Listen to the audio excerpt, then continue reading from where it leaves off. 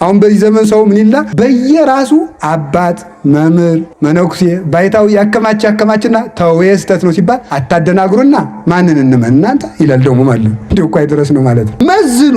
ክርስቲያን ማለት የሚረባውን ከማይረባው ለይቶ የሚያውቅ ማለት ነው፣ ሌላ አይደለም። መመዘኛውን ይኸው ክርስቶስ ሰጠን። ሰውነቱን ያልጠበቀ ሰው መጥቶ በቅቻለሁ ካለ እንዳትቀበሉት። ሕግን እየተቃወመ እንዲህ ብያለሁ ካለ እንዳትቀበሉት። ይሄ ሊባ ነው። እኔ በእንደዚህ ያለ ሰው አላድርም ብሏል። በእንደዚህ ያለ ሰው አላድርበትም፣ በእንደዚህ ያለ ሰው የሚያድር ሰይጣን ነው ብሎ ነግሮናል። በአብ በወልድ በመንፈስ ቅዱስ ስም እንደምን አደራችሁ? እንደምን ሰነበታችሁ? እንደምን ቆያችሁ? በቸርነቱ እስከዚህ ቀን ያደረሰን አምላክ ስሙ የተመሰገነ ይሁን።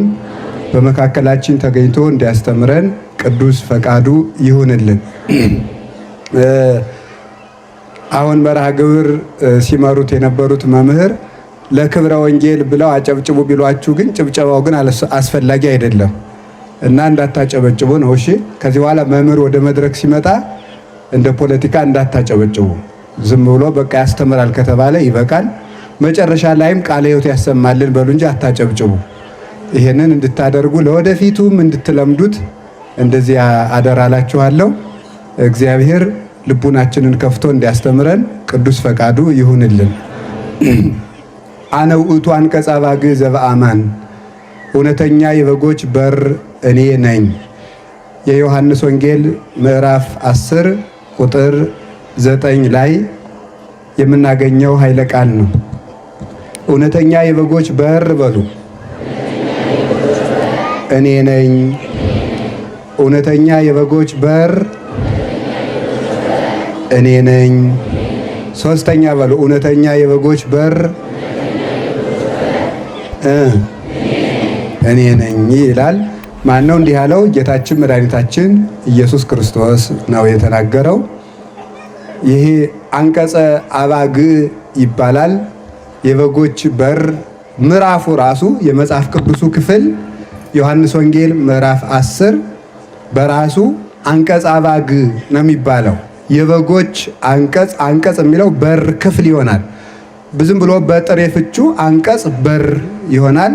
በመጻሕፍት ደግሞ ይትባሃል አንቀጽ የሚለው ክፍል መደብ ጾታ እንደ ማለት ነው። እንደዚህ ይተረጎማል። ስለዚህ አንቀጸ ጾም ሲባል የጾም ክፍል የጾም መደብ እንደማለት ነው። አንቀጸ አባግዕ ማለት የበጎች መደብ የበጎች ክፍል ስለ በጎች የሚናገር ማለት ነው እና ዛሬ ስለ በግና ስለ እረኛ የሚነገርበት ቀን ነው። ኖላዊ ይባላል ዕለቱ። እንደምታውቁት እንደተማራችሁትም የዛሬው ዕለት ከልደት ቀደም ብሎ ያለው አንድ እሁድ እሱ ኖላዊ ይባላል። ኖላዊ ማለት እረኛ ጠባቂ ማለት ነው።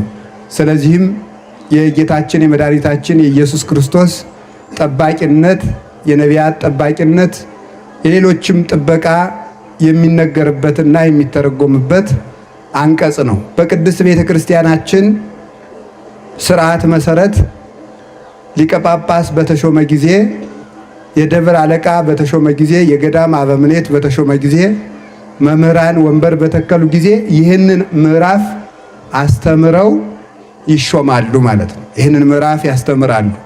ለምን? እረኝነት ጥበቃ ስለሆነ። ስለዚህ ጌታችን መድኃኒታችን ኢየሱስ ክርስቶስ አስቀድሞ በብሉይ ኪዳን ከባሕሪ አባቱ ከአብ ከባሕሪ ሕይወቱ ከመንፈስ ቅዱስ ጋር ባለው በአንዲት በጸናች መንግስት ነቢያትን ቅዱሳንን ሁሉ ሲጠብቅ ኑሯል። ሲጠብቅ የኖረ እሱ ነው። እሱ እረኛ ነው።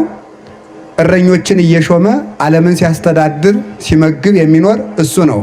እግዚአብሔር በባሕሪ ስሙ እረኛ ይባላል። ከዚያ በኋላ ደግሞ የእሱን ሹመትና ረድኤት ይዘው ሕዝብን የሚጠብቁ ደግሞ እረኞች ይባላሉ። እግዚአብሔር የባሕሪ ስሙን በጸጋ ይሰጣል። ብርሃን ተብሎ እኛን ብርሃን ይለናል። እረኛ ተብሎ እረኛ ያሰኘናል። ንጉሥ ተብሎ ነገሥታትን ይሾማል፣ ንጉሥ ይባላሉ። ስለዚህ እግዚአብሔር ሁሉንም ጠቢብ ተብሎ እሱ ጥበብ ነው፣ ራሱ ጥበብ ነው፣ ደግሞ ጠቢብ ነው። ጠበብት ደግሞ ያሰኛል። የሚያውቁትን ጠቢባን ይላቸዋል። እግዚአብሔር የስም ስስት የለበትም። የባሕሪ ጌትነቱን አይሰጥም እንጂ ለስሙ ሁሉንም ሰጥቷል ማለት ነው። በየማዕረጉ በየጸጋው በስሙ እንድንከብርበት እሱ ክብራችን ሞገሳችን ሆኖ የእሱ ስም በእኛ ላይ ዘይት በሰው ራስና ፊት ላይ ሆኖ የሰውን ዝገት አስለቅቆ እንዲያበራ ፊት እንዲያበራ ገጽ እንዲበራ እንደሚያደርገው ሁሉ የእሱ ስም እንደ ዘይት ሆኖ በላያችን ላይ አድሮ የድንቁርናችንና የኃጢአታችንን ዝገት አርቆ እኛ በስሙ እንድንከብርና እንድናበራ የእግዚአብሔር ቅዱስ ፈቃዱ ስለሆነ እሱን እረኛ ብለን ተብሎ ሌሎች እረኞች ስለተባሉ እግዚአብሔር አይከፋውም። ሌላው ቀርቶ አምላክ ተብሎ ቅዱሳንም ራሱ አምላክ ብሏቸዋል። ይሄንም ቢሆን በዚህ አይከፋም። የሚለየው በምስጢርና በጌትነት ነው እንጂ እግዚአብሔርም አምላክ ይባላል፣ ቅዱሳንም አምላክ ይባላሉ። እግዚአብሔር እረኛ ይባላል፣ ቅዱሳን እረኛ ይባላሉ። እግዚአብሔር ብርሃን ይባላል፣ ቅዱሳን ብርሃን ይባላሉ። ሌላው ቀርቶ እግዚአብሔር ውሃ ይባላል፣ ውሃም ውሃ ይባላል። እግዚአብሔር መድኃኒት ይባላል፣ እንጨትም መድኃኒት ይባላል። ስለዚህ እግዚአብሔር ለራሱ የሰጠውን ስም መልኩን ሲሰጠን እንዳልነፈገን ሁሉ ስሙንም እንድንከብርበት ሲሰጠን አልነፈገንም። ፍጥረትን በስሙ አክብሮ ፈጥሯልና። ስለዚህ እግዚአብሔር ከፈጠረው ፍጥረት ጀምሮ ፍጥረትን ከፈጠረበት ጀምሮ ይህንን ዓለም ጠብቆ አስማምቶ በጌትነቱ አኖሮታል። እግዚአብሔር ለመኖሩ ማስረጃውም የዚህ ዓለም የፍጥረት ስምምነት ነው። ይህ ዓለም ፈጣሪ ባይኖረው ኑሮ እረኛ ጠባቂ ባይኖረው ኑሮ ምን ይሆን ነበረ? መጀመሪያው ዝብርቅርቅ ይሆን ነበረ። ይህ ዓለም ፈጣሪ ባይኖረው ኑሮ ምን ይሆናል? አንደኛ ልሙጽ ሊሆን ይችል ነበር። ልሙጽ ማለት ምን ማለት መሰላችሁ? እንደው ዝም ብሎ አማርኛው አይመችም፣ ግዙ ይሻላል። ልሙጥ ያለ ማለት ነው። እንደዚያ ማለት ነው። በቃ ድብልብል አንድ መልክ ማለት ነው። ቀይ የለ፣ ጥቁር የለ፣ ጣት የለ፣ አይን የለ፣ ጆሮ የለ፣ ሰማይ የለ፣ ኮከብ የለ፣ ውሃ የለ፣ እንጨት የለ፣ ዛፍ የለ፣ እንደው ሁሉ ዝም ብሎ አንድ ላይ የተደበለበለ ይሆን ነበረ። ፍጥረት ከአንድ ንጥረ ነገር ተገኘ የሚለው የሳይንሱ አስተሳሰብ የሚፈርሰው በዚህ ነው። እንደዚያ ቢሆን ኑሮ ፍጥረት ሁሉ አንድ አይነት ይሆን ነበረ። በውስጥ ካሉት ከመጠነ ቁስ ቢገኝ ኑሮ ከአተም ቢገኝ ወይም ደግሞ ከኤሌክትሮን ከሞለኪውል ቢገኝ ኑሮ ይህ ዓለም አንድ አይነት መልክ ይኖረው ነበረ። የተዝጎረጎረ መልክ ውብ ዓለም የተገኘው ፍጥረታትን ሁሉ ፈጥሮ የሚገዛ የባህሪ ገዥ ሕያው ቅዱስ እግዚአብሔር ስላለ ነው። ስለዚህ ሰሎሞን ምን አለ? በፍጥረታት ውበት የፈጣሪ ውበት ይታወቃል ይላል። በፍጥረታት ውበት መጽሐፈ ጥበብ ምዕራፍ 13 ላይ ሲናገር በፍጥረታት ውበት የፈጣሪ ውበት ይታወቃል። ይህ ዓለም መልክ ይዞ መኖሩ ውብ መሆኑ እግዚአብሔር እንዳለ ኩሉ ሰናይ ዘገብረ በጊዜሁ እግዚአብሔር ሁሉንም በጊዜው መልካም አድርጎ ሰርቶታል። እግዚአብሔር የሰራው ፍጥረት ሁሉ ውብ ነው፣ መልካም ነው። ስለዚህ እግዚአብሔር መኖሩ ይታወቃል። ብዙ ህብረ መልክ ሌላው ቀርቶ ሰው ራሱ ማለት ነው። አሁን አያችሁ የሰው እጅ ዝም ብሎ ጠፍጣፋ ቢሆን እጣት ባይኖረው ዝም ብሎ ልሙጥ ቢሆን አያስጠላም? ያስጠላል። አሁን ጥርስ እዚህ አካባቢ ባይኖር አይን ባይኖር እንዲሁ ዝም ብለን ግምድል ገደል እኮ ነበር ምን መስለው ማለት ነው። አይን ባይኖር አፍንጫም እንደዚህ ባይኖር እንዲሁ ዝም ብለን ምናስፈራራ የገደል ግማሽ ነበር ምን ሆነው ማለት ነው። እንደዚህ ያለ ሁሉ መልክ የመጣው ሕያው ቅዱስ ውብ እግዚአብሔር ስላለ ነው። መልካም የሆነ እግዚአብሔር ስላለ እርሱ ስላለ ከሱ መልካምነት መልካም የሆነ ፍጥረት ተገኝቷል። ሌላው በጣም የሚያስደንቀው ፍጥረት ሁሉ ስርዓቱን ጠብቆ ይኖራል። ስርዓቱን ጠብቆ በጎችን ያለ እረኛ ብናስቀምጣቸው ተበታትነው በገመድ አንድ ቤት ውስጥ ብናስራቸው ተጠላልፈው በቃ ታንቀው መሞታቸው ነው። ተመልከቱ። እረኛ አልባ ዝም ብለን አስረን በአንድ ጋጥ በአንድ ገመድ ብናስራቸው እንደዚሁም ሁሉ ይህ ዓለም ያለ እረኛ ለይቶ በማይሰረ ፍቅር ይሆናል፣ በማይሰረ ሕግ ይሆናል። ሁሉንም አትሞ በየትእዛዙ ባያስረው ኑሮ ዘምቅድም ዓለም ሀታሚ ከጥንት ጀምሮ ዓለምን የሰራ ያሰማራ የቀጣ ከዚህ እስከዚህ ስፋ ከዚህ ወዲህ አትለፍ ከዚህ አትትረፍ ብሎ ወሰን ያስቀመጠ እግዚአብሔር ባይኖር ፍጥረት ሁሉ ስርዓቱን አልፎ ይደበላለቅ ነበረ። ስለዚህ በስርዓት የምንኖር ለዚህ ዓለም ጠባቂ ስላለው ነው። ታች ያለው ውሃ ወደ ላይ እንዳይፈላ ወደ ላይ እንዳይመጣ እንግዲህ ታች እንደምታውቁት ከዚህ መሬት በታች ነፋስ አለ፣ እሳት አለ፣ ከዚያ ውሃ አለ፣ መሬት አለ። የታችኛው ነፋስ እሳቱን አንድዶ እሳቱ ደግሞ ውሃውን አፍልቶ ውሃው ደግሞ መሬቱን በጥብጦ እንዳንጠፋ በየስርዓቱ መኖራችን ምንን ያስረዳል ሲባል ፍጥረትን የሚጠብቅ ሕያው ቅዱስ እግዚአብሔር እንዳለ ያስረዳል። ፍጥረትን ሁሉ የሚያስተዳድረው እግዚአብሔር አለ። የፍጥረታት ምናቸው ስርዓታቸውን ጠብቀው መኖራቸው። እንዲያውም ቅዱስ ባስልዮስ ዘቂሳርያ ሲናገር ምን ይላል? ከፍጥረቱ የሚያልፍ ከወሰኑ የሚያልፍ ፍጥረት የለም። ለምሳሌ አሳ ባህር ውስጥ ይኖራል አይደል? አሳ ግን ባህር ሀገሩ ስለሆነ የደጋው አሳ ወደ ቆላ አይሄድም። አይገርማችሁ? የቆላው አሳ ደግሞ ባህር ተመቼ ብሎ ወደ ደጋው አይሄድም። ውሃው የሚስማማው ዝርያ አላቸው። አሳ ወሰኑን አውቆ ሲኖር ሰው ወሰኑን አያውቅም ይላል ቅዱስ ባስልዮስ ዘቂሳርያ። ታች አካባቢ የሚገኘው አሳ ላይ የለም። ላይ የሚረባው ዝርያ ታች የለም። ተጠዩ ዛሬም እኮ የአሳ ማከማቻ ምንድነው የሚባለው? ኢንዱስትሪ ወይም ደግሞ እንደ አነባበቡን አልቻልኩትም፣ ኢንዱስትሪ ነው የምትሉት። ይሁን በቃ ዞሮ እንደዚያ ያለ ሲከፈት ዝርያው ይጠናል። ይመቸዋል ወይ? የቆላው ዛፍ ደጋ አይለምድም፣ የደጋው ዛፍ ቆላ አይለምድም። ሁሉም ስርዓቱን ጠብቆ ነው የሚኖረው፣ በስርዓቱ ይኖራል። ስለዚህ በስርዓት የሚኖረው ስርዓት የሚያዝ ፍጥረት እንደው ዝም ብሎ በአጋጣሚም ቢመጣ ኑሮ ከመጣ በኋላ ስርዓት የሚያስዘው ማን ነው? ሕያው ቅዱስ እግዚአብሔር በስርዓት የሚያስተዳድር በወሀቤከ ተፈጥረ ኩሉ ወበሀቤከ ይቤይት ኩሉ። ሁሉ በአንተ ተፈጠረ፣ ሁሉ በአንተ ተከናወነ፣ ሁሉ በአንተ ወጥቶ ይገባል ይላሉ ሰለስቱ ምዕት በቅዳሴያቸው። በእግዚአብሔር ሁሉ ይሰማራል። ስለዚህ ይህንን ያስተዳደረ ማን ነው? እግዚአብሔር ነው። ፍጥረታት እንዴት ተስማምተው ኖሩ? እንዴት ልንኖር ቻል? ሌላው ቀርቶ አሁን እኛ ራሳችን እሳት፣ ውሃ፣ ነፋስ ነን አይደል? ልብ በሉ። ነፋሱ ውሃና ነፋስ ምንድን ናቸው? ውሃና መሬት ምንድን ናቸው? ጠላት። የውሃ ጠባያችን እሳቱን ቢያጠፋው እኮ ሰው በአንድ ቀን ፍርስርሱ መውጣቱ ነው፣ እንደ ቤት ማለት። የእሳት ጠባያችን ከውሃው ጋር ቢጣላ አንድ ቀን እንፈርሳለን። ነፋሱ ደግሞ የመሬት ጠባያችን ቢበታትነው ደግሞ አንድ ቀን መፍረሳችን ነው።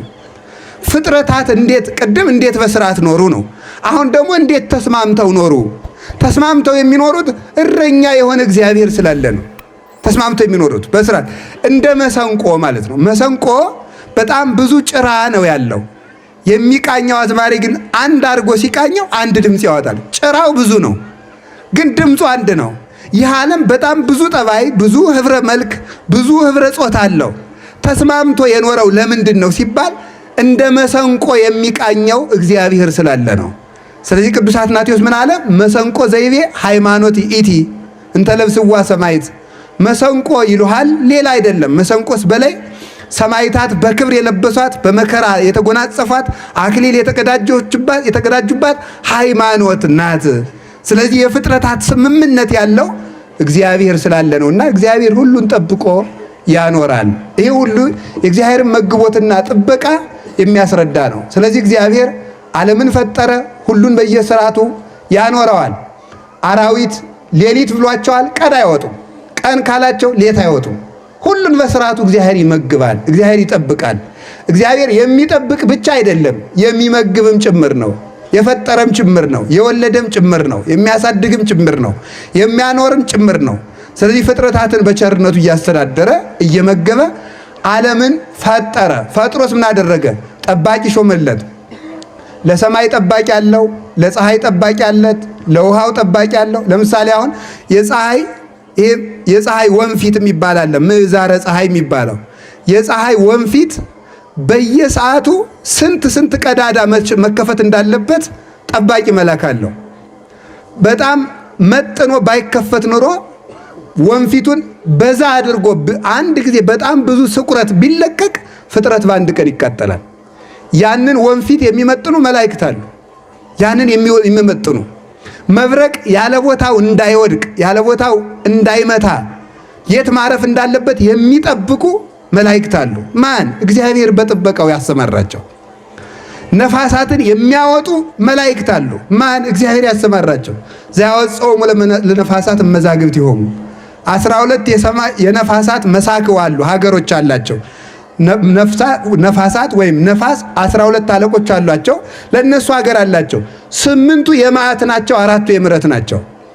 ስለዚህ ሕዝብ በበደለ ጊዜ ከ8ቱ ነፋሳተ መዓት የስትንፋስ ያህል ጥቂቷን ሲያነፍሳት ሀገር በድርቅ ይመታል። ያንበጣ ኩኩባ ሁሉ በምድር ላይ ይዘራል ማለት ነው። 4ቱን ሲያነፍሳቸው ደግሞ በምድር ላይ በሙሉ ሰላም፣ አዝሪት፣ አትክልት በሙሉ ጽጌያት ይኖራሉ ማለት ነው። ይህንን የሚመጥኑ ማለት ነፋሳት አሉ። ውሃውን በሚጠጥ ምንድነው ቀላያት ወይም ውሆች በስርዓታቸው እንዲፈሱ ውሃ እንዳይበላሽ። ውሃ ነፍስ አለው የለውም? ምእመናን አለው የለውም? አታውቁትም? ታውቁታላችሁ? ውሃ ነፍስ አለው አለው። ውሃ ነፍስ አለው። እስመ ነፋስ ነፍሳት ይሆሙ ለማያት ነፋስ የውሃ ነፍሱ ነው። የውሃ ነፍሱ ማን ነው? ነፋስ ነው። ስለዚህ ምን ማለት ነው? ነፋስ ቢያጣ ውሃው ይሞትና ሸቶ ተበላሽቶ የማይጠጣ ይሆናል ማለት ነው። የማይጠጣ ይሆናል፣ የማያነጻ ይሆናል። ስለዚህ ምን ይሆናል? መኖር አንችልም ማለት ነው። ስለዚህ ለውሃው መላክ አለው። ለውሃው መላክ አለው። ለከዋክብት መላክ አላቸው እንዳይንጠበጠቡ የሚያደርግ። አንዱ ኮከብ ቢወድቅ ብቻ ኢትዮጵያ ማጥፋት ይችላል። ከዋክብት ሁሉ በስርዓታቸው እንዲሄዱ እንዳይጋጩም ጭምር እንዳይጋጩም በስርዓት እንዲሄዱ በየስማቸው ቆጥሮ ዘይወልቆሙ ለከዋክብት በምልኦሙ ወይጼውኦሙ በባስማቲሆሙ አንድ ሁለት ሰው ሁሉ ሰፍሮ ቆጥሮ የሚያውቃቸው እግዚአብሔር ለከዋክብት ተመልከቱ። የሁሉ ኮከብ እንዴት ብሎ በስርዓት እንደሚኖር አስደናቂ እኮ ነው። እንዴት አይጋጭም? እንዴትስ አይንጠበጠብም? ደግሞ በጠፈር የሚኖሩ ከሆነ ልብ ብላችሁ ስሙ። ቆይ ልንገራችሁ። ሸክም በላይ ተሸካሚ በታች ወይስ ተሸካሚ በላይ ሸክም በታች? የእናንተን ሕግ ነው የምትነግሩኝ። ለምሳሌ ጤፍ ብትሸከሙ ሸክሙ ነው በላይ? እናንተ ናችሁ በላይ? አቤት። እሺ ጫማስ? ጫማ ተሸክሙ ነው ተሸካሚ ነው በላይ? አቤት። ተሸካሚው ማን ነው? ተሸካሚው ሰው ነው። ጫማ ነው እንደሚሸከመው? ሰው ነው የሚሸከመው። የምናንቀሳቅሰው እኔ አይደለሁ እንደ ጫማዬን የማነሳው። ስለዚህ እኔ የምሸከመው ነው። አንዳንድ ጊዜ ሸክም በላይ፣ አንዳንድ ጊዜ ሸክም በታች ይሆናል። ግን ዞሮ ዞሮ ግን ይሄ እግራችን ጋር ስለታሰረ ነው። በፍጥረት ሕግ ግን ሸክም በየት ነው ያለው? ሸክም የሚሆነው በላይ ነው። እግዚአብሔር ግን ምን አደረገ? በታች ብናደርገው ይንጠበጠባል። መኖሪያቸውን ወይም አጽንቷቸው የሚኖረውን ጠፈርን በላይ አድርጎ ከዋክብቱን በታች ሲያደርጋቸው እንደ ጥሬ ለምን አይንጠበጠቡም? ማን ስለሚያስተዳድራቸው ነው? እግዚአብሔር ስለሚያስተዳድራቸው ነው። ለነዚህ ሁሉ ጠባቂ መልአክን ሹሟል። ገበታ አፉን ወደ ላይ ዙሮ ነው ወደ ታች ዙሮ ነው ውሃ የሚይዘው? አቤት። እስኪ ይህንን ሰማዩት። ወደ ታች ነው የዞረ ወደ ላይ ነው የዞረ? አቤት። ወደ ላይ ነው አይደል እንዴ? ኧረ ወደ ታች ነው። አይታያችሁም እንዴ? ወደዚህ እኮ የዞረ ነው። እንደዚህ አይታያችሁም? የድስት ክዳን መስሎ ወደ ታች ዞሮ ነው ያለ ማለት ነው። ወደ ታች ዞሮ ነው ያለ። አሁን ልብ በሉ፣ ከዚህ በላይ ውሃ አለ። ማይኒ ዘመልዕልተ ሰማያት ይሴብሑ ለእግዚአብሔር ይላል ቅዱስ ዳዊት። ከሰማይ በላይ ያለ ውሃ እግዚአብሔርን ያመሰግነዋል ይላል። ከዚህ በላይ ውሃ አለ። እንዲያውም በዚህ ዓለም ያለው ውሃ በላይ ካለው ውሃ አንጻር ድስት ታጥቦ ውሃው ሲደፋ በጠርዙ እንደሚቀር ውሃ ያለ ነው ይላሉ ሊቃውንቱ። በጣም የሚገማሸር ቁጡ ውሃ ነው። ገበታው ደግሞ ጠፈር ነው። ጠፈር ደግሞ ወደ ታች እየዞረ ነው። አሁን ገበታውን በአፉ ደፍታችሁ ውሃውን በላይ ብታረጉት ምን ያደርጋል? ይፈሳል። ግን እግዚአብሔር ገበታውን ወደ ታች አዙሮ ውሃ በላይ አድርጎበት አይፈስም። እንዴት ሲባል ቻል ካለው የማይችል ነገር የለም። እግዚአብሔር በጥበቃ ለዚህም ባቢል የሚባል ነፋስ ሰጥቶ ያንን ውሃ ወጥሮ እንደ ብራና በጠፈር ልክ ተዘርግቶ እንዲኖር የሚያደርግ ማን መድቦለታል? መልአክ መድቦለታል። ለስንቱ ነገር ለደመናው መልአክ አለው። ይህን ሁሉ የሚጠብቅ ማን ነው? እግዚአብሔር ነው። ደመና ያለ ስርዓቱ አይጓዝም። የሚመራል ደመናውን እያስጓዘ ወደ ውቅያኖስ የሚወስድ የደመናው መልአክና የውቅያኖሱ መልአክ ደግሞ ይስማማሉ። የውቅያኖሱ መልአክና የደመናው መልአክ የሚጣሉ ቢሆን ኑሮ ዝናብ በዚች ዓለም ጠብ አይልም። ምክንያቱም የደመናው መልአክ ደመናውን ይዞ ወደ ውቅያኖስ ይወዳል። የውቅያኖሱ መልአክ ደግሞ ውሃው እየቀዳ በደመናው ይሞላለታል ማለት ነው። የነፋሱ መልአክ ደግሞ የለም አልሸከምም ቢል ደግሞ ችግር ይመጣል። የነፋሱ መልአክ ደግሞ አለ። ያ ደመናውን ይሸከማል። ወደ ላይ ይዘውት ይወጣሉ። ወደ ላይ ይዞ ይወጣና ደግሞ ዝናቡን ተጠምታ ለከረመችው ምድር አንድ ጊዜ ቀዳዳውን ከፍቶ ደግሞ አንድ ነገር እስኪ ልንገራችሁ። ደመና አይታችሁ ታውቃላችሁ? ደመና በርሚል ነው፣ አቅባዳ ነው፣ ከረጢት። ውሃው ለምን እንደማይፈስበት እኔ ድንቅ ይለኛል በእውነቱ። ማለት ለምን እንደማይፈስበት አይቼዋለሁ። መቼም አሁን በአውሮፕላን ሄጃለሁ ማለት መቼም ኩራት አይደለም አይደል? እና በዚያ አይቼዋለሁ እና ምንድን ነው እንደው ብን የሚል ነገር ነው፣ ጢስ ነው እዚያ ውስጥ። በጣም እኛ ቤት የሚነቅል ዝናብ በዚያ ይወርዳል። እንዴት ነው ነገሩ? ተመልከቱ። እንዲህ አድርጎ ሲኖር ኢዮብ እንደሚናገረው እይሰጠት ደመናሁ ይላል። ውሃውን ቀርቶ ወስዷል፣ አይቀደድም። ደመናው አይቀደድም። ውሃውን ቋጥሮ ቻል ይለዋል፣ ቻል ይችላል። ከዚያ በኋላ ያንን አንድ ጊዜ ደግሞ አውርድ ቢለው ምድር ታጥባ ትሄዳለች። ከዚያ በኋላ ምን ያደርጋል? ሐወፅ ካለ ምድር ዋሮይካ ቀስ እያደረገ ያንጠበጥበዋል ማለት ነው። ቀስ ጠብ እያለ እያንጠበጠበ ምድርን በሙሉ ያረሰርሳታል። በኋላ መሬት ዝናብ የምትሸከምበት አቅም ስታገኝ ደግሞ እግዚአብሔር ዝናቡን ጨመር ያደርጋል። ጉልበቷ ስለተነቀረ አፈሯ እንዳይታጠብ ማለት ነው። እንዲህ አድርጎ የሚመግብ ማን ነው? ሕያው እግዚአብሔር ነው። እንዲህ የሚጠብቅ ማን ነው? እግዚአብሔር ነው።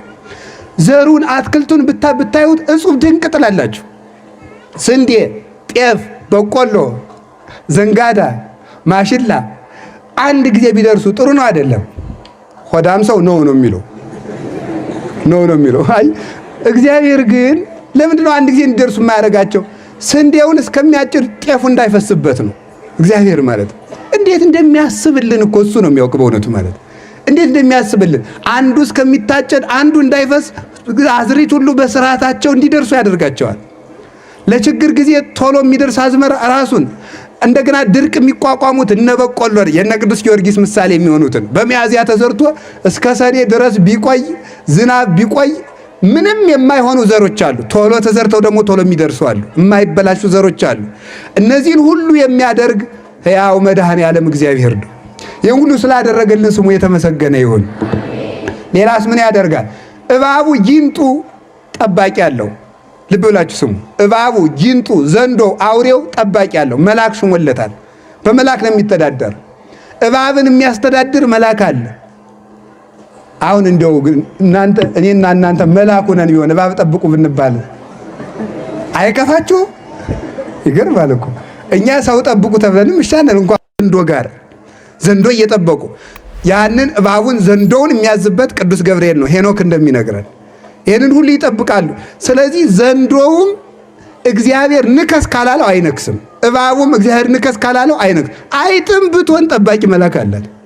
ማንኛውም ፍጥረት ጉንዳን ቢሆን ትል ቢሆን እግዚአብሔር ያለ ጠባቂ የተወው ፍጥረት የለም። እያንዳንዱ ፍጥረት ጠባቂ አለው። እንጨቶች ጠባቂ አላቸው። ያለ ጊዜያቸው ቅጠላቸው አይበጠልሱም፣ አይነቀሉም። ፍሬያቸውም እንዲያፈሩ የሚያደርጋቸው ማን ነው ሲባል ያው እግዚአብሔር ነው። ለፍጥረታት ሁሉ ጠባቂ አላቸው።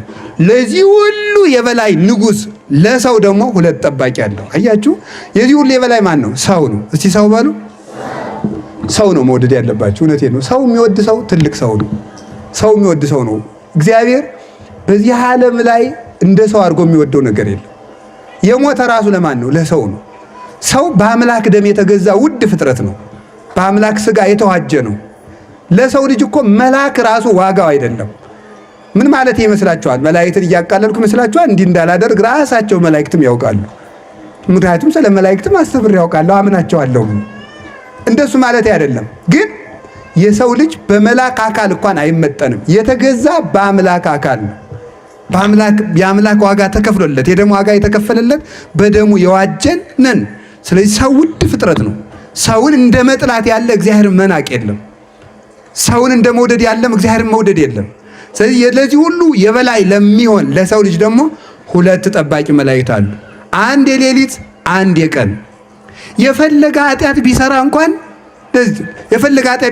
አይለየውም። ራቅ ብሎ ነው የሚጠብቀው።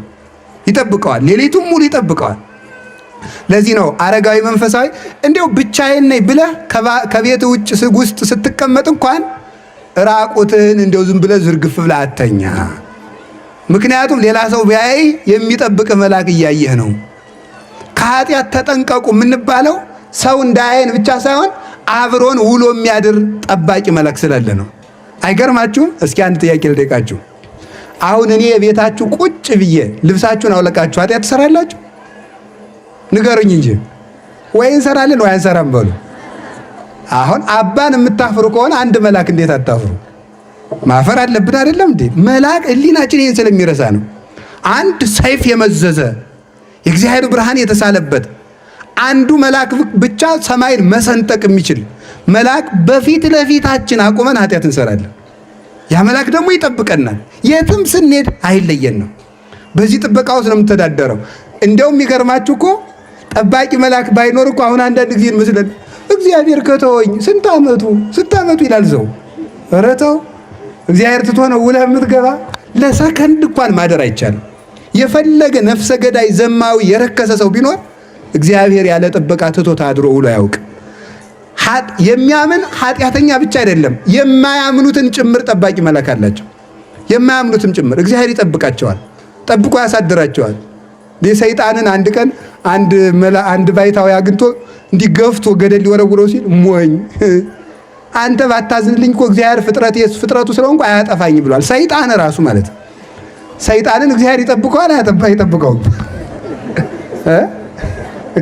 ሰይጣንን ይጠብቀዋል ማለት ምን ማለት ይመስላችሁ? እንዳይጠፋ ይጠብቀዋል። እንዳይጠፋ መቼስ ማለት ነው። ፀሐይም እኮ ላቅሟ ይሄንን እርኩስ አንድ እንደው አቃጥዬ ርር ላድርገው ብላ ነበር። አይታየው ሲቀጣ ይኑር እንጂ በአንድ ቀንስ አይጠፋም ብሏል። በእውነቱ ማለት ነው። ሰይጣን እንኳን እግዚአብሔር ሳይፈቅድለት ውሎ ማደር አይችልም። ያ ማለት ምን ማለት ይመስላችኋል? እንግዲያማ እግዚአብሔር ፈቅዶለት ከሆነ ሰይጣን የሚኖረው እንድንሳሳትም እግዚአብሔር ፈቅዷል ማለት ነው። ደግሞ በሉ ደግሞ እንደዚያ ማለት አይደለም። ደግሞ እግዚአብሔር ፈቅዷል እንዲኖር አሰናብቶታል። ለገዛ አይምሮ አሳልፎ ሰጥቶ ሰይጣንን እንኳን በረዴቱ ባይሆንም በኃይሉ ግን ውሎ እንዲያድር ያሳድረዋል። እግዚአብሔር ባይፈቅድ እንኳን ተመልከቱ፣ እግዚአብሔር ሳይጠብቀው እንኳን ሰው ሰይጣን ማደር አይችልም። በአንድ ቀን መጥፋት ይችላል፣ በአይነ ማቱ ቢመለከተው ማለት ነው። እነዚህ ሁሉ የሚያስተዳድር ማን ነው ካላችሁኝ፣ እግዚአብሔር በሉ እንጂ። ስለዚህ እንዲህ አድርጎ ጠብቆ እና እንደውም ልንገራችሁ፣ ቅዱስ ኤፍሬም የሚለው ምንድን ነው? አቤቱ ጌታዬ ኢየሱስ ክርስቶስ ሆይ አጋንንትን እንዳላያቸው ስላደረከኝ አመሰግናለሁ ይላል። አጋንንትን እንዳላቸው አሁን ተመልከቱ። አንዱ ሰይጣን ብቻ ይሄንን ዋርካ የሚያህል ቢሆን ምሳሌ ነው። ከዚህ ሊረዝም ይችላል። ይሄን ዋርካ የሚያህል ቢሆን በዓይናችን እንድንሳሳት የሚያደርግ አንድ ሰይጣን አለ። ለጆሮአችን የሚላክ አንድ ሰይጣን አለ። በአፍንጫችን ያልተፈቀደ ሽታ እንድናሸት የሚያደርግ አንድ ሰይጣን አለ። ለእጃችን የሚላክ አንድ ሰይጣን አለ። ለአንደበታችን ይሄ ሁሉ ሰይጣን ከቦን ብታዩ ደንግጣችሁ አትሞቱ? እንኳንም አላየናቸው ማለት ነው። በእነዚህ ሁሉ መሃል እኛ እንተኛለን፣ ሰይጣን አይተኛም። እኛ ይደክመናል፣ ሰይጣን አይደክመውም። እኛ ይርበናል፣ ሰይጣን አይርበውም። እኛን ያመናል፣ ሰይጣን አያመውም። እኛን ይበርደናል፣ ሰይጣን አይበርደውም። እኛን ይሞቀናል፣ ሰይጣንን አይሞቀውም። ይገርማል እኮ። አንድ ቀን ለምን አጥፍቶን አያድርም ሲባል እግዚአብሔር በመላእክት ስለሚጠብቀን ነው።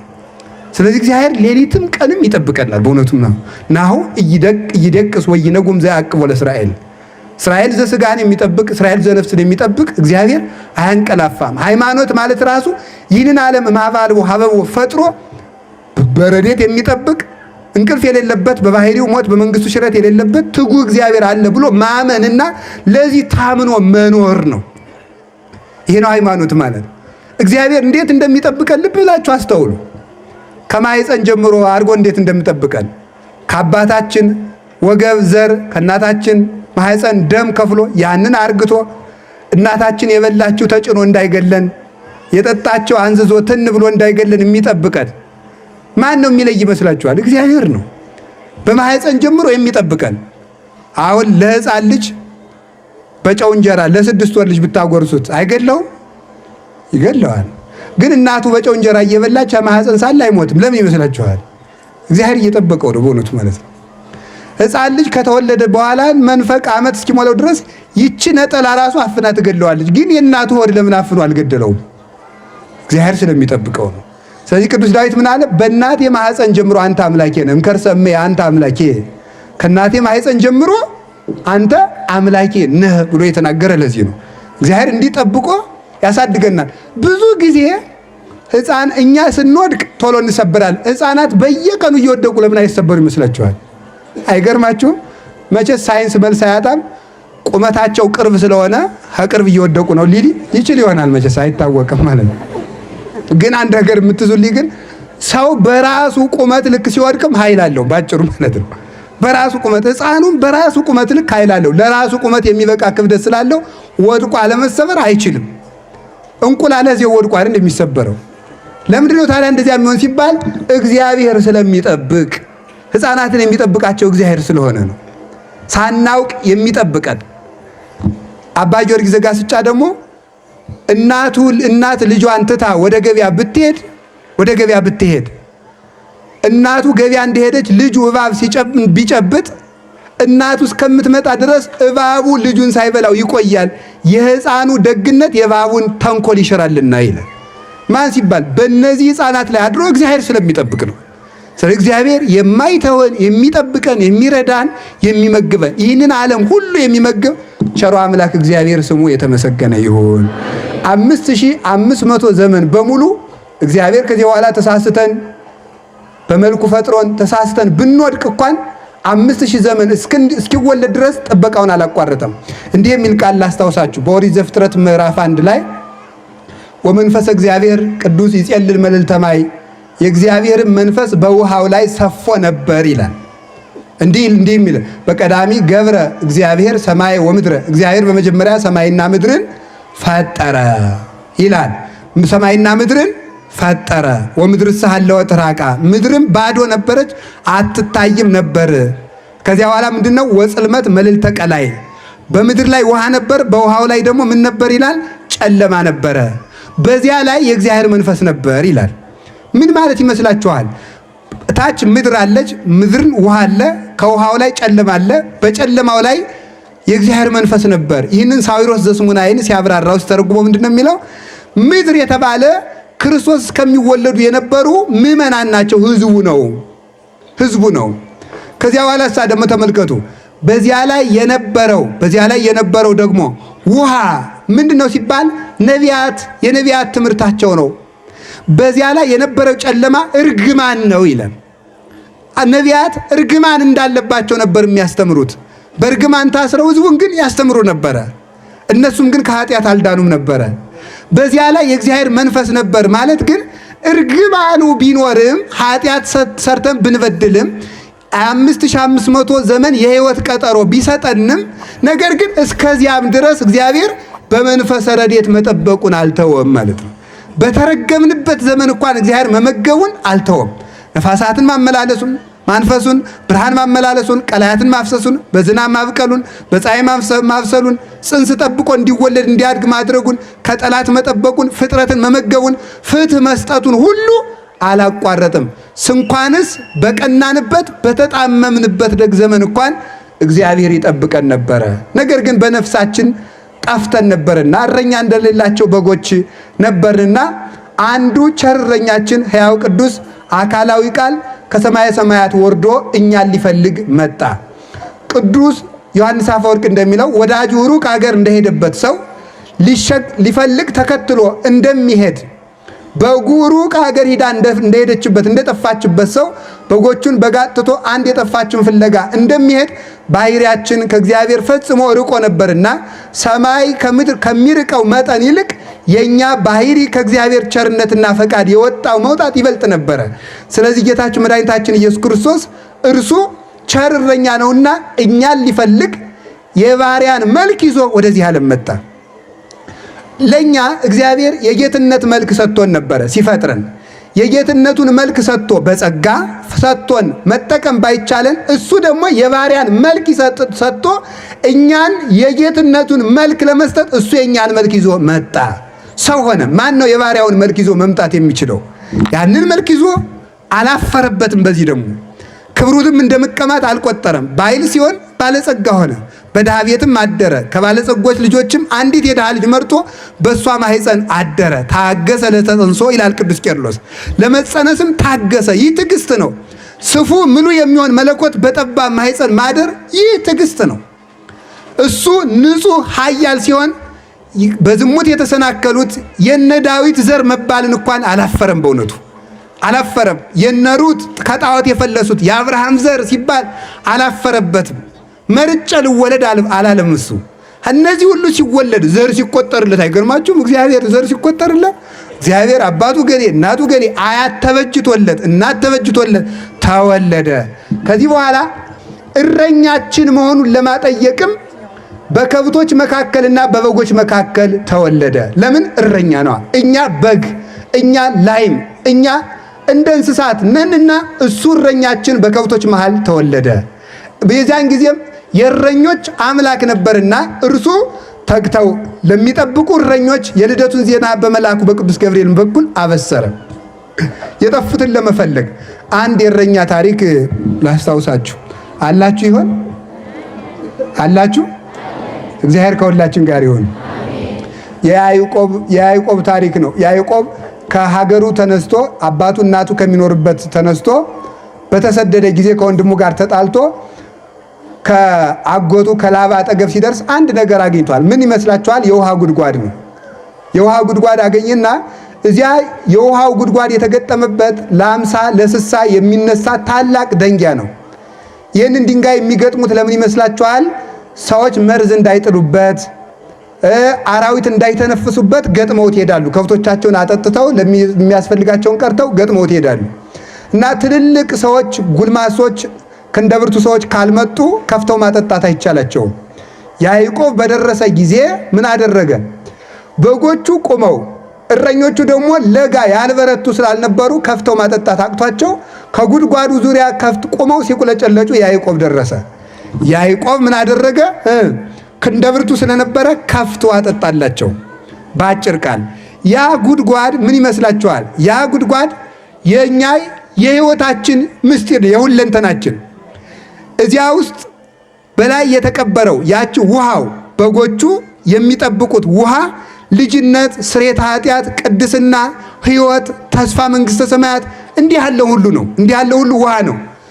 ይሄን የተጫነው ደንጊያ ምን ይመስላችኋል? ይህ መርገም ነው። 5000 ዘመን የተጫነን ድንጋይ ነው። ይሄ ድንጋይ ተጭኖን ነበረ።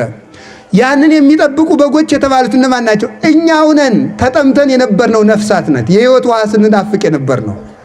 ይህንን ከፍቶ ማጠጣት ያቃታቸው ደካማ እረኞች የተባሉ ነቢያት ናቸው። እነሱ ማጠጣት አቃታቸው። ግን ህዝቡን ግን ለጊዜው በረድኤተ ሥጋ ይጠብቃሉ፣ ያስተምራሉ፣ ይመራሉ። የህይወት ውሃ ግን መስጠት አልተቻላቸውም። ያዕቆብ ሲመጣ ከፍቶ አጠጣ። እውነተኛው ኖላዊ ኢየሱስ ክርስቶስ ሲመጣ ግን ከሰተ ዋስተየ መሬቶ ይላል ቅዱስ ያሬድ። ራሱ ከፍቶ ምን አደረገ? አጠጣ። 5000 ዘመን የተዘጋውን ምንጭ ከፍቶ ያጠጣን መድኃኔ ዓለም እውነተኛው እረኛ። ከዚያ በኋላ ለነዚህ እረኞች መጥቶ ኃይል ሰጣቸው ማለት ነው። ዱያነ ፈውሱ እለለምጽ አንጽሁ ሙታነ አንጽሁ አጋንንተ አውጽሁ አላቸው። አልቦ ዘይሳነክሙ የሚሳናችሁ ምንም የለም።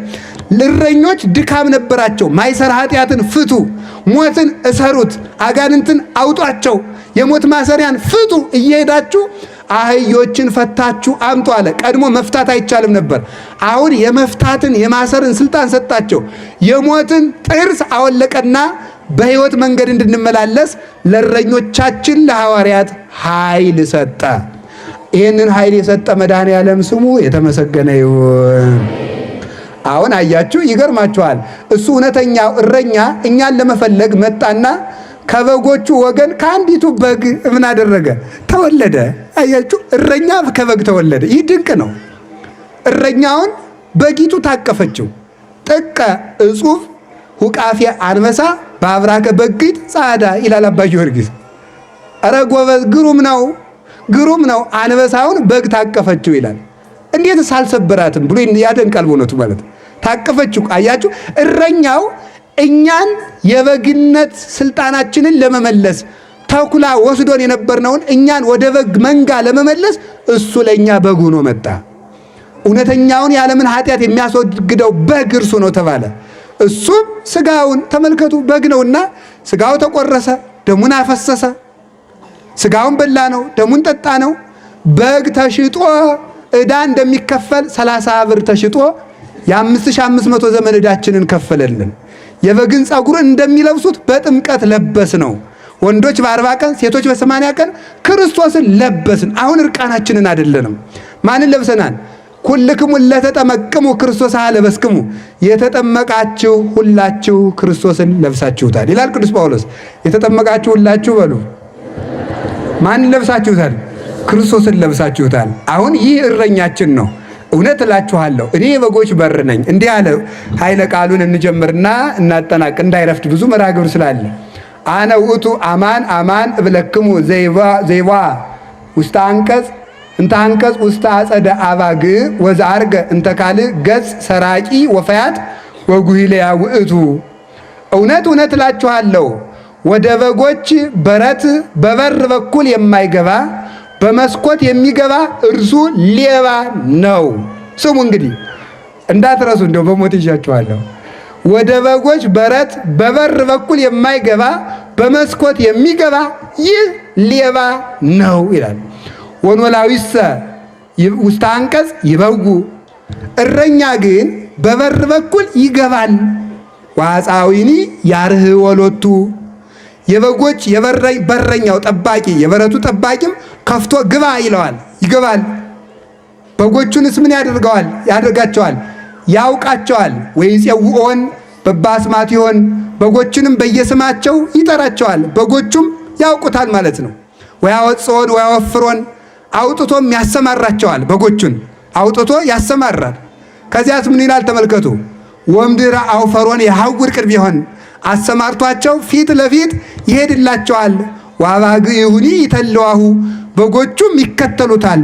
እስመ ያአምራ ቃሎ፣ ቃሉን ያውቁለታልና። የማን የእረኛቸውን በግ ያውቃሉ።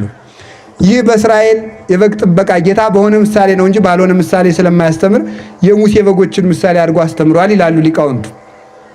የሙሴ በጎች ሙሴ በግ ሲጠብቅ በጎችን ሲጠብቅ የዮቶርን በጎች ሲጠብቅ በትሩን ይተክላል። እዚያ በኋላ ምን ያደርጋቸዋል? በትሩን ሲተክልላቸው ይሄዱና ይጠጣሉ ውሃ። ከዚህ ጠጡ ማለቱ ነው ብለው ሳር ሲያገኝ ይተክልላቸዋል፣ ይለቅማሉ። በትሩን ሲያነሳት ደግሞ እንሂድ ማለቱ ነው ብለው ይከተሉታል። እረኞች ፊት ፊት ይሄዳሉ፣ በጎች ይከተላሉ። ይሄ የእስራኤል በግ አጠባበቅ ነው። በእኛ ሀገር ደግሞ እረኛ ከኋላ በግ ወደፊት ማለት ነው። በእኛ ሀገር እንደዚያ ነው፣ መንዳት ነው ማለት ነው። በዚያ ግን ምን ማለት ነው? መምራት ነው። በዚያ ይመራሉ ማለት ነው። እረኛው ከፊት ከፊት ከፊት እየሆነ ይመራቸዋል፣ ያሳያቸዋል ማለት። እዚህ ሳር አለ፣ እዚህ ውሃ አለ፣ የለም በዚህ ተኩል አለ፣ ተመለሱ እያለ ይጠብቃቸዋል። እረኛ በግ ሲጠብቅ የሚያደርጋቸው ቅደም ተከተሎች አሉ። ከጫካ ያወጣል። ከምን ያወጣል? አይዟችሁ በሉ። በመንገድ ይመራል። ያዙ እንዳትረሱ። በምን ይመራል? በመንገድ ይመራል። በመንገድ መርቶ ደግሞ ምን ያደርጋል? ከጠራ ውሃ ከለመለመ ሳር ያደርሳል። ከምን ያደርሳል? ከጠራ ውሃ ከለመለመ ሳር ያደርጋል። ይመግባል፣ ያለቅማል። ከዚያ በኋላ ምን ያደርጋል? በተራራ ያሰማራል። እስኪ በተራራ ያሰማራል ብሉ። በተራራ ያሰማራል። አሰማርቶ ደግሞ ምን ያደርጋል? በአማጋ ያስመሻል። ይህ ለከተማ ሰው አይገባም። አማጋ ማለት ጓሮ በሉት፣ ችግር የለም። በጓሮ ምን ያደርጋቸዋል? ያስመሻቸዋል። አስመሽቶ ምን ያደርጋቸዋል? በበር እየቆጠረ ያስገባ። ያቺ ቀይቱ በግሳ፣ ጥቁሩ በግሳ፣ አጭሩ በግሳ፣ ወፍራሙሳ፣ የከሳውሳ፣ የታመመውሳ፣ ቀንዱ የተቆረጠውሳ እያለ እየቆጠረ በጠባብ በር አስገብቶ ያሰማራቸዋል። እንጂ እንደው ብሎ ይሄ በቀር እንደዚህ የማያደርግ ከሆነ ዝም ብሎ በግ አንዳንድ ክፉ እረኛ አለ። ጠብቃችሁ ታውቃላችሁ? ጥሩ ነው። እና በግ ሲጠብቅ ምን ያደርጋል? ዝም ብሎ ሳር አይወስዳቸው። ወደዚያ ሊሄዱ ስትል ቀንድዋል፣ ወደ ግራ ስትሄድ ቀንድዋል። እንዲያውም አንዳንዱ ክፉ እረኛማ ይቀይዳታል፣ በይቱን ማለት ነው። ቀይዶ እግሯን አጥፎ ያሰርና እንዳትሄድበት ዛሬ ቁጭ ብሎ እሱ ቁማር ሲጫወት ይውላል ማለት ነው። እንደዚህ ያለ እረኛ እግዚአብሔር ይጠብቃቸው። በጎችን ነው ይጠብቃቸው አይደለም? እውነቱ ነው። ቀይዱ ወይ አበላ ወይ አጠጣ። ተኩላ ሲመጣ ደግሞ አለ ጌታ ምን አለ? ተመልከቱ፣ ወሶበ ይሬይ ተኩላ እንዘ ይመጽእ ይላል። ተመልከቱ፣ ተኩላ ሲመጣ ደግሞ ባየ ጊዜ ምን ያደርጋል? ተመልከቱ፣ ያድጎን ተመልከቱ። በጎችን ወይ ጎይ በጎችን ጥሏቸው ምን ያደርግ? ትቷቸው ይሸሻል ይላል። ተመልከቱ፣ እስመ ይኮና አባግዕ ዘዚአሁ በጎቹ ስላልሆኑ ተቀጣሪ ስለሆነ ጥሏቸው፣ ይሄ ሞኝ እረኛ ጥሏቸው ይሸሻል ይላል። ወይ መጽ ተኩላ ወይ መስጦን ወይ ዘረውን ተኩላ መጥቶ በጎችንም ይበታትናቸዋል ማለት ነው። እሱ ግን ስለ በጎቹ አያዝንም። ለምን? ምንደኛ ነውና ይላል። መልካም እረኛ ግን ስለ አንድ በግ ከተኩላ ጋር የሚታገል እንደ ቅዱስ ዳዊት ማለት ነው። ከተኩላ ጋር ታግሎ ተኩላውን በጡጫ ብሎ የሚጠብቅ የለመለመ ሳር የጠራ ውሃ ምን የሚያደርግ የሚመግብ፣ እንደገና እሳ ደግሞ የተሰበረውን የሚጠግን ደግሞ ምን ያደርጋል? እንደው ጉንፋን የያዘው በግ ደግሞ ካለ ለሌሎቹ እንዳይተርፍ በሌላ ጋጥ የሚዘጋ እንደዚህ ያለ እረኛ ያስፈልጋል። ደግሞ በጉ ካበጠበት የሚያፈርጥ ከጎረበበት የሚልጥ ተኩሶ የሚፈውስ እንዲህ የሚያደርግ እረኛ ይባላል። ይህ እረኛ ራሱ መድኃኔ ዓለም ኢየሱስ ክርስቶስ ነው። ምን አደረገ እሱ? ከጫካ እንደማውጣት ከድንቁርና ከክደት ከሲኦል አወጣን። ከጫካ እንደማውጣት ማለት ነው። በመንገድ እንደመምራት ሃይማኖትን አስጨበጠን። ንዑ ትልኡኒ፣ ኑ እኔን ተከተሉ፣ አነ ውእቱ ፍኖተ ጽድቅ ወሕይወት፣ እኔ የሕይወት መንገድ ነኝ ብሎ በሕይወት መንገድ መራን። አንሶስው እንዘ ብርሃን ብክሙ፣ ብርሃን ሳልላችሁ ተመላለሱ ብሎ በዚያ መንገድ እሱ መራን። ከዚያ በኋላ ሰምና ከጠራ ውሃ ከለመለመ ሳር እንደማድረስ ምን አደረገ? ከጠራ ውሃ የለመለመ ሳር አድርሶ እንደመመገብ ስጋውን አበላን፣ ደሙን አጠጣን። በለመለመ ሳር እንደማሰማራት በቤተ ክርስቲያን አኖረን። ውስተ ብሔር ስዑር እየ ያሐድረኒ አለ ቅዱስ ዳዊት። በለመለመ መስክ ያሰማራኛል። የለመለመ መስክ ማለት ማን ነው? ቤተ ክርስቲያን ናት። የለመለመ መስክ ሁሉም ይገኝባት። የነቢያት የትንቢት አዝመራ፣ የሐዋርያት የስብከት አዝመራ፣ የመላእክት የምስጋናቸው አዝመራ፣ የዚህ ሁሉ የመነኮሳት መዓዛ፣ የሰማዕታት የደማቸው አክሊል፣ የሊቃውንት ትርጓሜ፣ የዚህ ሁሉ የባሕታውያን ቅድስና ያለበት እናታችን ቅድስት ድንግል ማርያም በረድኤት በምልጃ ያለችበት ንጉሠ ነገሥት ሊቀ ካህናት ኢየሱስ ክርስቶስ በጌትነቱ ስልጣን ያለባት ይቺ ቤተ ክርስቲያን የለመለመች ምንድናት? መስክ ትባላለች ማለት ነው። የለመለመች መስክ። ትንቢተ ነቢያትን በልተን ሳንጨርስ ስብከተ ሐዋርያት፣ ያን ሳንጨርስ ትርጓሜ ሊቃውንት፣ ያን ሳንጨርስ ምን ያህል አክሊለ ሰማዕታት፣ ያን ሳንጨርስ መዓዛ መነኮሳት፣ ያን ሳንጨርስ ቅዳሴ መላእክት፣ ያን ሳንጨርስ የድንግል ማርያም የድንግልናዋ የንጽህናዋ መዓዛ፣ የሁሉ እያለ በዚያ ላይ ራሱ መድኃኒታችን ኢየሱስ ክርስቶስ በዚህች ቤተ ክርስቲያን አሰማርቶ ያኖረናል። ከቃሉ ጋር ናችሁ? ከቃሉ ጋር ናችሁ? በተራራ እንደማሰማራት ደግሞ አንቀጸ ብፁዓን ያስተምራል። በመንፈስ ድሆች የሆኑ ብፁዓን ናቸው፣ የዋሃን ብፁዓን ናቸው፣ የሚራሩ ንዑዳን ክቡራን ናቸው፣ ስለ ጽድቅ የሚራቡ ብፁዓን ናቸው፣ ስለ ጽድቅ የሚሰደዱ ብፁዓን ናቸው፣ ንጹሐነ ልብ ብፁዓን ናቸው፣ የሚያስታርቁ ብፁዓን ናቸው ብሎ ደግሞ ወደ ተራራ አሰማራል። ኋላ ደግሞ ምን አደረገም? በአማጋስ መሸን በየጸጋችን ስራ እንድንሰራ አድርጓል። በየጸጋችን እንድንሰማራ፣ በየመክሊታችን እንድናፈራ በጠባብ በር እየቆጠረ መንግስተ ሰማያት ወደ በር እንደማስገባት መንግስተ ሰማያት በአሁን ተጸባብ አንቀጽ ብሎ መከራ ተቀብላችሁ መንግስተ ሰማያት ተመልከቱ ግቡ ብሎ ወደ መንግስተ ሰማያት አስገብቶ ያኖረናል። መልካም እረኛ ራሱን ለበጎቹ አሳልፎ ይሰጣል። መድኃኒታችን ኢየሱስ ክርስቶስ በጎ እረኛ ቸር እረኛ ነውና ራሱን ለበጎቹ አሳልፎ ሰጠ። በጎቹንም አንድ መንጋ አንድ እረኛ አድርጋቸው ተኩላውን በመስቀሉ ቀጥቅጦ አስሮ የሞትን መውጊያ አውልቆ ሁላችንም ከቅዱሳን መላእክት ጋር አንድ መንጋ ሁነን የምንኖርበትን የልጅነትን ስልጣንና ረድኤት ሰጠን። ያ እንዳይርቀን ነው ካህኑ በቅዳሴ ጸጋሁ ለእግዚአብሔር ያህሉ ምስለ ኩልክሙ፣ የእግዚአብሔር ጸጋ ከእናንተ ጋር ይሁን የሚለን ልጅነት ሀብተ ወልድና ጥምቀት ስርየተ ኃጢአት ከእናንተ አይራቅባችሁ አይለያችሁ እያለ ነው። ይህ ከራቀ ክርስቶስ ከክርስቶስ መንጋነት ስለምንለይ ይህንን ሰርቶ ጌታችን ኢየሱስ ክርስቶስ ከዚያ በኋላ እረኞችን ሰጥቶና መልሶ አድርጓል። እንደው ስለ ከቃሉ ጋር ናችሁ? ከቃሉ ጋር ናችሁ? እሱ እውነተኛ የበጎች በር ነው። እንዲህ ቃሉን እንተርጉሞ እውነት እውነት እላችኋለሁ ወደ በጎች በረት በበር የማይገባ እሱ ሌባ ነው፣ በመስኮት የሚገባ እሱ ሌባ ነው። ትንቢት ሳይነገርለት የመጣ እሱ የትንቢት ሌባ ነው።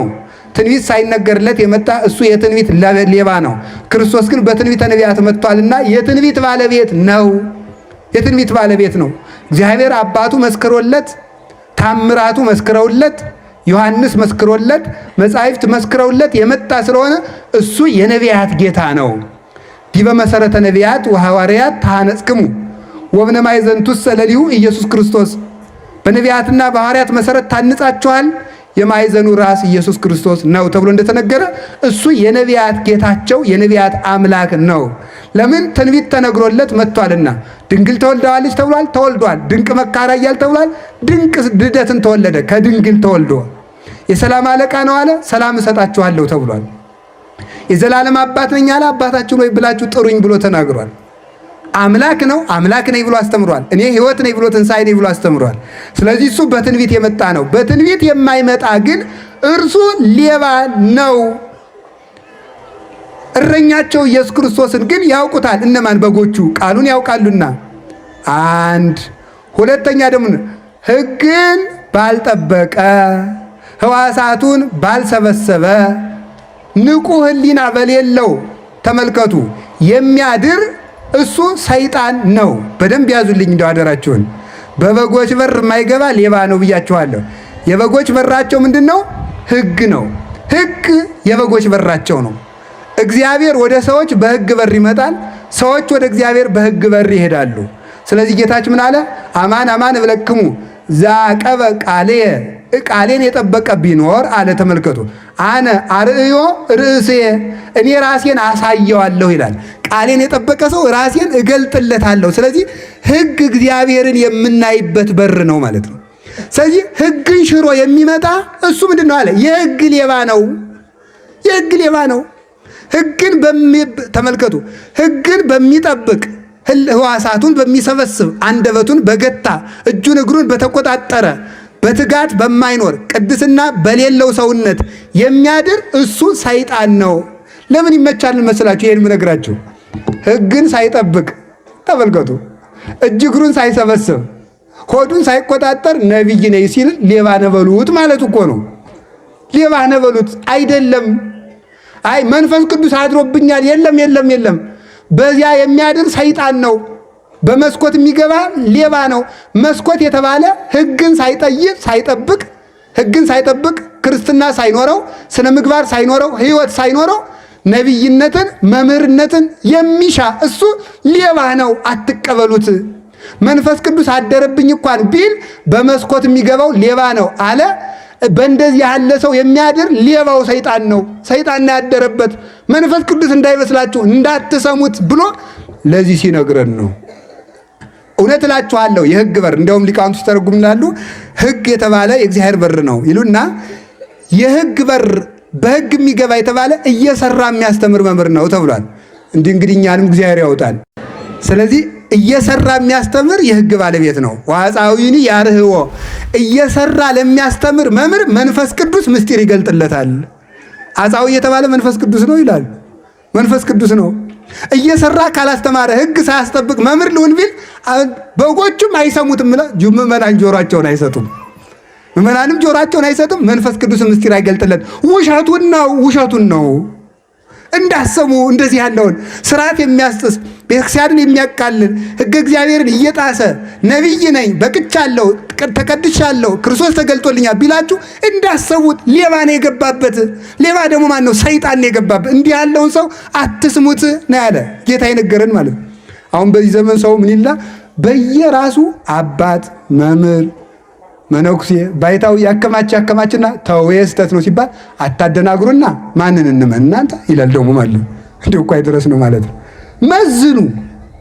ክርስቲያን ማለት የሚረባውን ከማይረባው ለይቶ የሚያውቅ ማለት ነው፣ ሌላ አይደለም። መመዘኛውን ይኸው ክርስቶስ ሰጠን። ሰውነቱን ያልጠበቀ ሰው መጥቶ በቅቻለሁ ካለ እንዳትቀበሉት። ሕግን እየተቃወመ እንዲህ ብያለሁ ካለ እንዳትቀበሉት። ይሄ ሊባ ነው። እኔ በእንደዚህ ያለ ሰው አላድርም ብሏል። በእንደዚህ ያለ ሰው አላድርበትም። በእንደዚህ ያለ ሰው የሚያድር ሰይጣን ነው ብሎ ነግሮናል። ብሉያትን ይዘው ሐዲሳትን የሚነቅፉ ሐዲሳትን ይዘው ብሉያትን የሚነቅፉ ምግባር ኑሯቸው ሃይማኖት የሌላቸው ሃይማኖት ኑሯቸው ምግባር የሌላቸው በመስኮት የሚገቡ እነዚህ ሌቦች ናቸው። አላችሁ የላችሁም? እግዚአብሔር ከሁላችን ጋር ይሁን። ሌላ ደግሞ ምን ይላል መሰላችሁ? ከቃሉ ጋር ናችሁ። በበር የሚገባ ምንድን ነው? ተው እንጂ መምህር በሉ። በበር የሚገባ ምንድን ነው? በመስኮት የሚገባ ምንድን ነው? ያዙ በሉ ሲድገሙት። በመስኮት የሚገባ ምንድን ነው? በበር የሚገባ ምንድን ነው? በመስኮት የሚገባ ምንድን ነው? እየሰደባችሁ ነው መሰል በዚያው። በመስኮት የሚገባ ሌባ ከሆነ መስኮት ምንድን ነው? ሕግ አለመጠበቅ። እስኪ ሕግ አለመጠበቅ በሉ። ምክንያቱም ጌታ ዮሐንስ 14 ላይ ሕጌን ለሚጠብቅ ራሴን አሳየዋለሁ ስላለ ማለት ሕግ በር ነው። ሕግን ትቶ ከመጣ ሕግ ጥሶ ትንቢተ ነቢያትን፣ ስብከተ ሐዋርያትን፣ ስርዓተ ሊቃውንትን፣ ስርዓተ ቤተክርስቲያንን ጥሶ ከመጣ ይህ ሰው አባታችን መምህራችን ልንለው አንችልም። መለኪያው ይሄ ነው። ከቤታችሁ ቁጭ ብላችሁ መለካት የምትችሉበት። ሰው ባጋጠማችሁ ቁጥር አትደናገሩ። ይሄን ነው ጌታ የነገረን። ከቃሉ ጋር ናችሁ። እግዚአብሔር ከሁላችን ጋር ይሁን። በበር የሚገባ እሱ መምህር ነው። ምእመናንም በጎቹን ድምፁን ይሰሙታል አለ። መምህራችን ይሉታል፣ ያውቁታል። በር ይከፍትለታል፣ መንፈስ ቅዱስም ይከፍትለታል። እኔ ራሴ የምስጢር በር እከፍትለታለሁ፣ ገጸ ረድኤቴን እከፍትለታለሁ፣ ወደ እኔ ይገባል፣ በእኔም ይሰማራል፣ በጎችንም ያሰማራል ብሎ ይናገራል። ምክንያቱም እንዴት አለ? አነ ውእቱ አንቀጸ አባግዕ ዘበአማን፣ እኔ እውነተኛ የበጎች በር ነኝ አለ። እኔ እውነተኛ የበጎች በር ነኝ። ዘዋንተ ኀቤ ውእቱ ይድህን፣ በእኔ በኩል የሚገባ ይድናል። የበጎች በር ነኝ አለ። ለምን ይመስላችኋል? አሁን በደንብ ስሙኝ፣ ደግሞ ትምህርቴን እየጨረስኩ ነው። እኔ እውነተኛ የበጎች በር ነኝ ብሏል። በእኔ በኩል የሚገባ ይድናል። እሱ በር ነው። አዎ፣ ለምንድን ነው በር? ለራሱ በር ነው። ለራሱ በር ነው። ለአባቱ በር ነው። ለመንፈስ ቅዱስ በር ነው።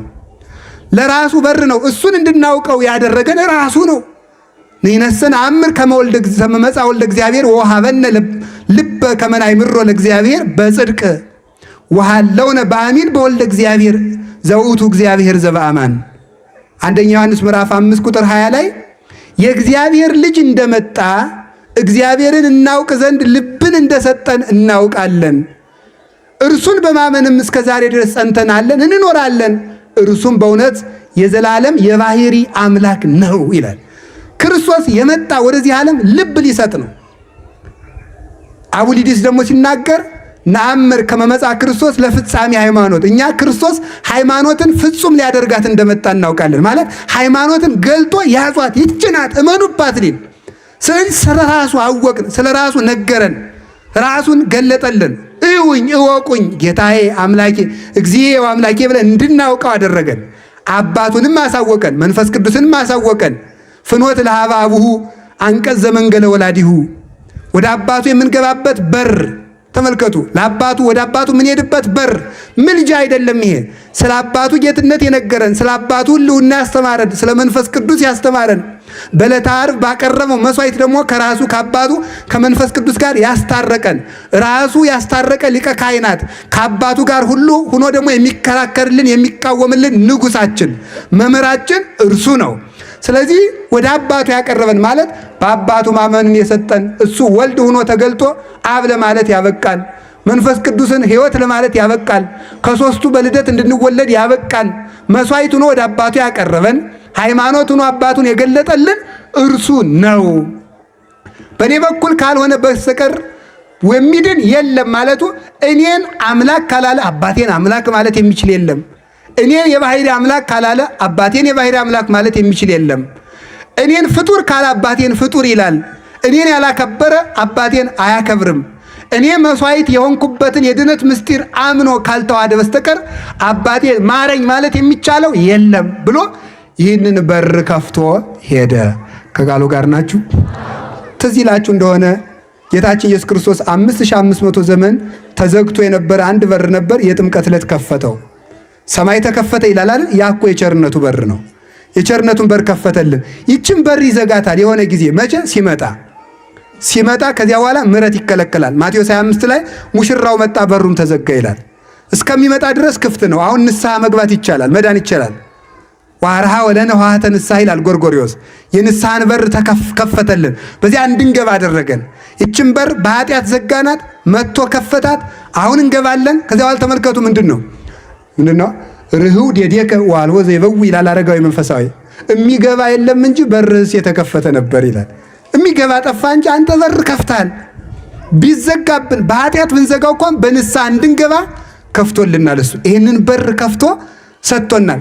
እኔ የበጎች በር ነኝ፣ በሱ የገቡ ሕይወትን ያገኛሉ፣ ወደ እሱ የገቡ ሁሉ ተጠልለው ይኖራሉ። አሁን እሱ በር ነው፣ እሱ ራሱ ደግሞ ሀገር ነው። ይገርማል። እሱ ራሱ እረኛ ነው።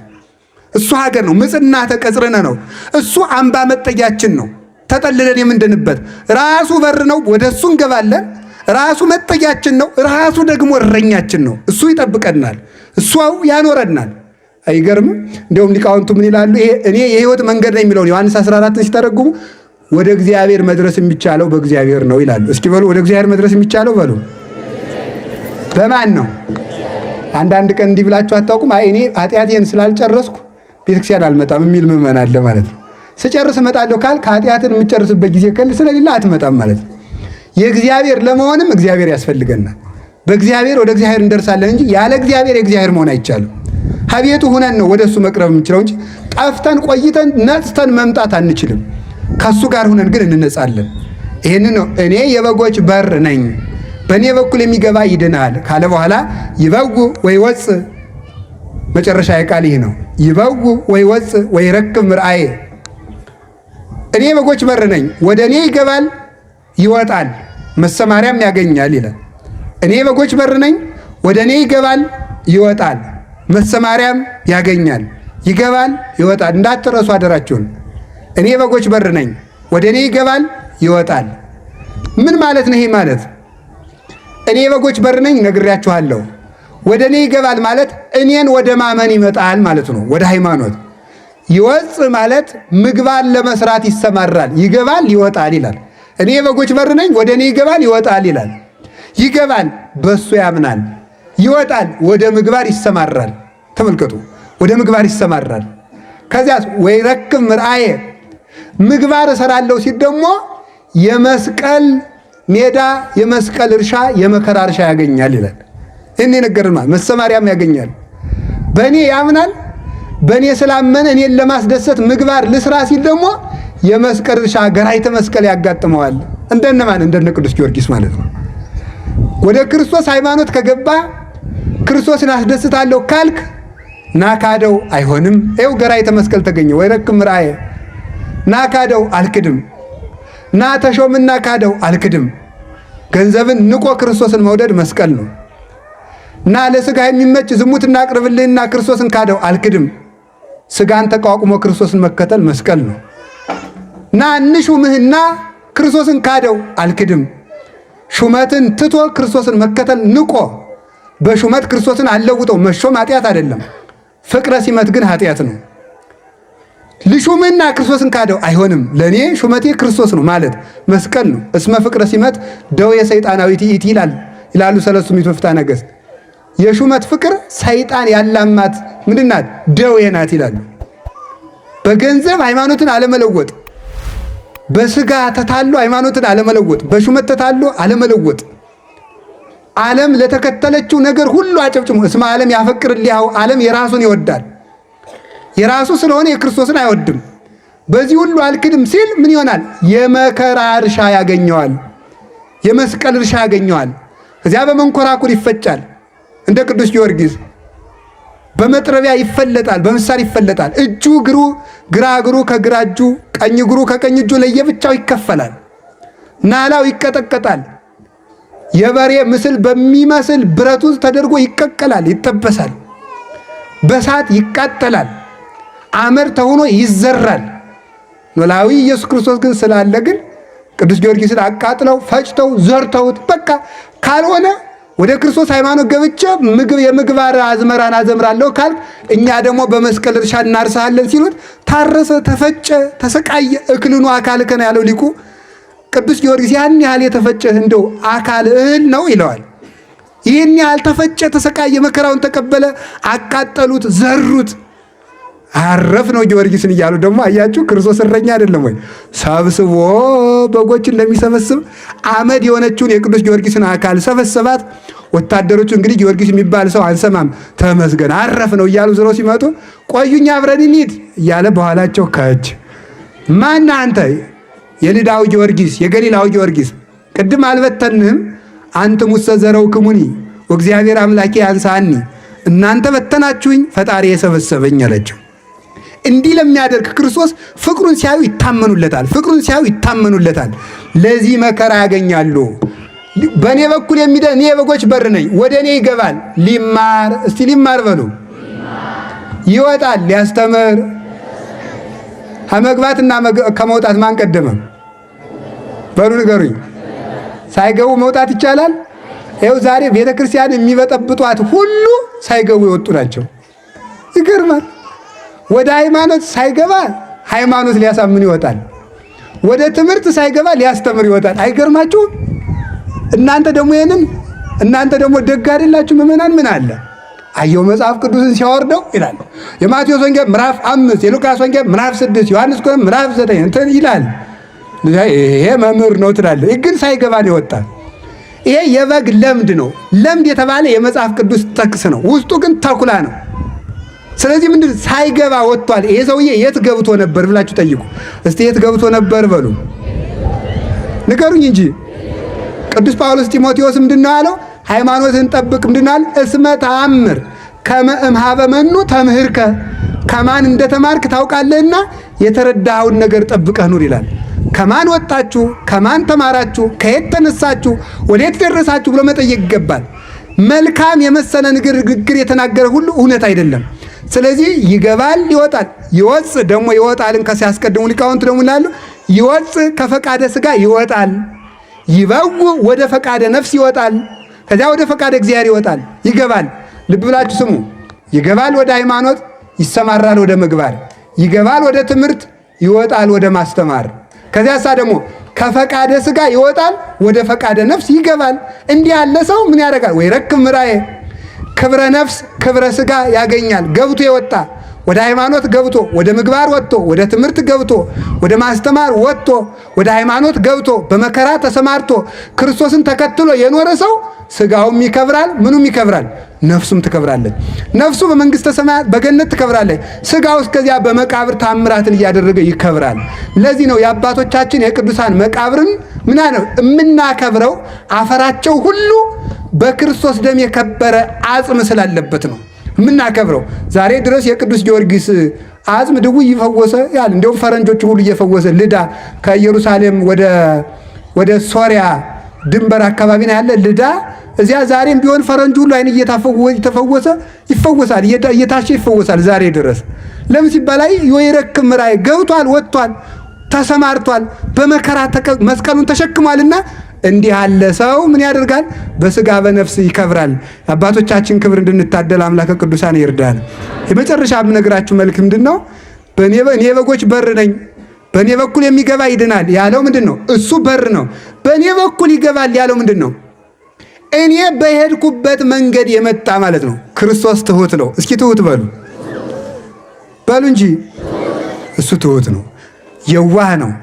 ከዚያስ ደግሞ ምን ማለት ነው? የዋህ ነው፣ ፍቅር ነው። ቢያንስ እነዚህ ነገሮች ያሉት ክርስቲያን መሆን አለበት። የመከራ ሰው ነው ጌታ፣ የመከራ ሰው። እነዚህ ያለው ሰው በእኔ በኩል የገባ ማለት እኔ በሄድኩበት የሄደ ነው እኔ የሚደርሰው ነው። አሁን ግን ዝም ብሎ ተመልከቱ። ፍየሊቱ በጊቱ ያለች በግራ ጥምዝምዙ ያለ በቀኝ ማለት ነው።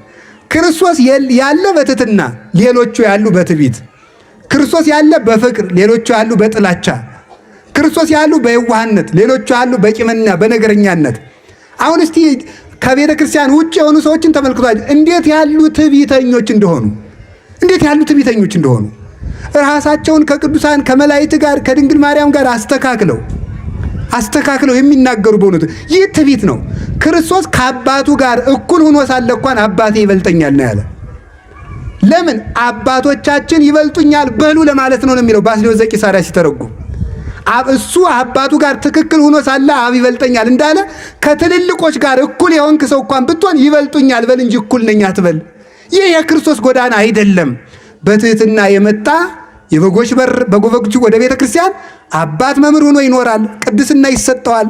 በትህትና የመጣ በትዕቢት የመጣ ራሱን ከቅዱሳን ጋር የሚያስተካክል ከመቤታችን ጋር የሚያስተካክል የሚነቅፍ የሚያቃልል እንዲህ ያለው ሰው ሁሉ በምንድን ነው? ዋኖቻችሁን አስቡ ተብለን መልካም ስነ ምግባራችሁን ተከተሉ ተብለን ክርስቶስ በትህትና አንተ በትዕቢት ከሆነው አትገናኙ ማለት ነው። ክርስቶስ የመከራ ሰው ከሆነ መከራ ከተቀበለ መስቀሌን ተሸከሙ ካለ መከራን ከተሰቀቅ የክርስቶስ አይደለም። አንድን ሰው የምትለኩት የክርስቶስ መሆኑ በዚህ ነው። ጌታ ሕግ አክባሪ ነው። እነዚህ ግን ይጠላሉ። እግዚአ ለኦሪት ቧ ውስተ ኦሪት ከመ ይሳየጦሙ ለእለ ውስተ ኦሪት። የኦሪት ጌታ ወደ ኦሪት ገባ በኦሪት መርገም የተያዙትን ያድናቸው ዘንድ። ክርስቶስ ሕግን ሰርቷል፣ ሕግ ፈጽሟል። ሕግን የሚያቃልል የበጎች በረት ውስጥ ቤተ ክርስቲያን ውስጥ የለም፣ ርስት የለውም። ትሕትና የሌለውና ቅዱሳንን የሚነቅፍ የክርስቶስ መንገድ አይደለውም። ጭምትነትና እርጋታ የሌለው ለመናገር የዘገየ ለትምህርት የዘገየ ለመናገር የፈጠነ እንደዚህ ያለው ሰው ማለት ነው። ኮኑ ምንድነው ያለው? ጉንዱየ ለነቢብ ተመልከቱ፣ ወፍጡነ ለሰሚ ያዕቆብ ምዕራፍ 1 ቁጥር 19 ላይ ለማዳመጥ የፈጠናችሁ ለመናገር የዘገያችሁ ሁኑ ነው ያለ። ለማዳመጥ ሳይሰሙ የሚናገሩ ናቸው። አሁን መምህር ተብለው ቤተክርስቲያንን የሚንዷት ሁሉ ሌሎች ከኛ ቤተክርስቲያን ውጭ የሆኑት ብዙዎቹ ክፉ ሆነው ቤተክርስቲያንን ተኩላ የሚወስዱት እነዚህ ሁሉ ሳይሰሙ የሚናገሩ ጭምትነት የሌለ እሱ ፈሪሳውያን እንኳን ቅዱስ የተቀደሰን ሰው ፈሪሳውያንን እንኳን አይነቅፍም ነበረ። የተቀጠቀጠ የጧፍ ኩስታሪን አያጠፋም፣ ሸምበቆን እንኳን አይሰብርም። ጭምት ነበር ጌታ። ፈሪሳውያንና ሰዱቃውያንን እንኳን አልነቀፈም። ዛሬ ግን ቅዱሳንን የሚያሙ የሚነቅፉ እነዚህ ሁሉ በክርስቶስ መንገድ አልመጡም። ስለዚህ በበር ያልገባ ሌባ ነው። ቸር ጠባቂያችን ኢየሱስ ክርስቶስ በበጎች በር እንድንገባ እግዚአብሔር ይርዳን። እንግዲህ የበጎች በር እንዲከፈትልህ ሕግ ነው፣ የምስጢር በር ነው፣ የረድኤት በር ነው። እንዲከፈትልህ አንኳኩ። አንድ ጸሎት ነው። የበጎች በር እንዲከፈት አንድ ጸሎት ነው። ሁለተኛ የተዘጋ በር የተባለ ልብ ነው። አንተ የልብህን በር ስትከፍት እግዚአብሔር የቸርነት በር ይከፍትልሃል ይላል። የቸርነቱን በር ይክፈትልን። ይቆየን። ወስብሐት ለእግዚአብሔር።